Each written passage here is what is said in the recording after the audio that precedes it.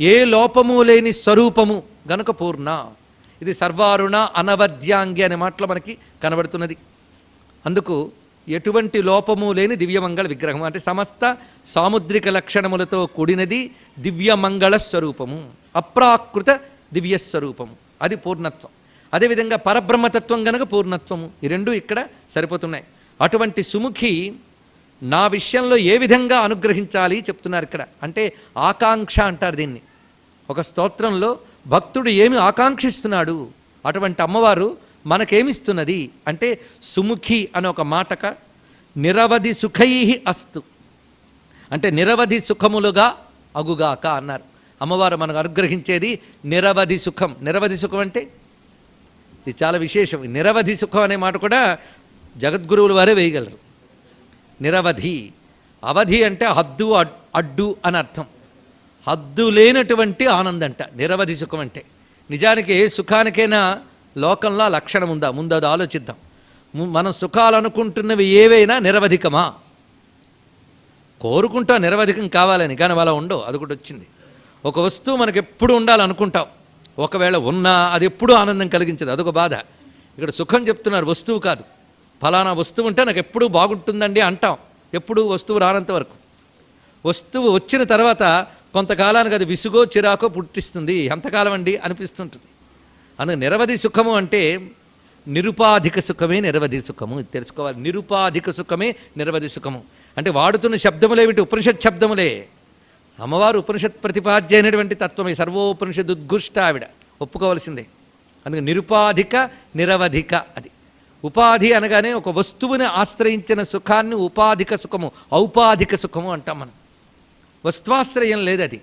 నిర్విశేషము, నిరుపాధికము, నిరవధికము. ఈ మూడు దేనికి వాడాలయ్యా అంటే మోక్ష సుఖానికి వాడాలి, ఇంకా దేనికి వాడరండి ఇది. అందుకు ఆ తల్లి యొక్క ధ్యానము ఉపాసన మనకిచ్చే ఫలితం ఏమిటి? నిరవధి సుఖై. ఇది చెప్తున్నారు.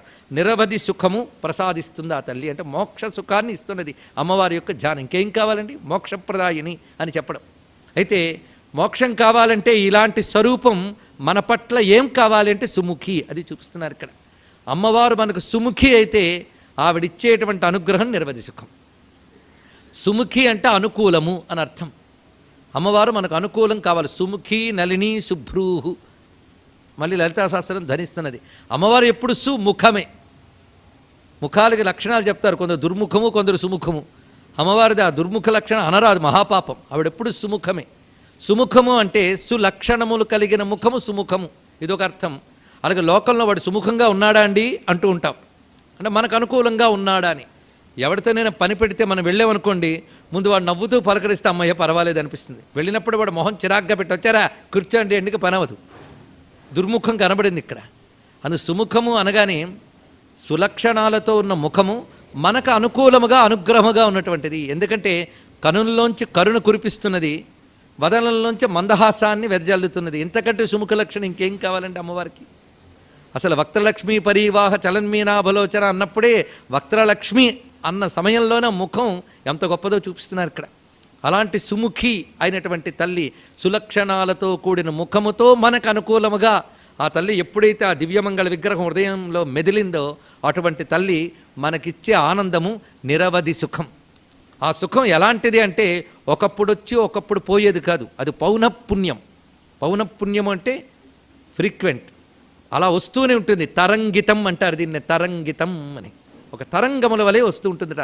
తరంగముల వల్లే రావడాన్నే లహరి అని అంటారు, అదే ఆనంద లహరి. అది తెలుసుకోవాల్సింది. నిరవధి సుఖమే ఆనంద లహరి. ఇదే భగవద్ అనుభవం, ఆనందమే, వస్తువు కాదు. భగవంతుడు సాక్షాత్కరిస్తే నేను నమ్ముతానండి అని పరమహంస వద్దకు వివేకానంద వెళ్ళినప్పుడు ఒక మాట అన్నట్ట, భగవంతుడు కనబడితే నమ్ముతానని. కనబడినా నమ్ముతావా అని అడిగేట. ఈ మాట చాలా గట్టి ప్రశ్న అండి, చిన్న విషయం కాదు. కనబడినా మాత్రం నువ్వు ఆయనే అని విశ్వసించగలవా? అందుకు భగవంతుడు కనబడితే నమ్ముతానది అబద్ధమే అని. ఏ రూపంతో కనబడితే నువ్వు నమ్ముతావు? ఎంత కాదని నీ మనస్సంతా శంకతో పాడైపోయింది.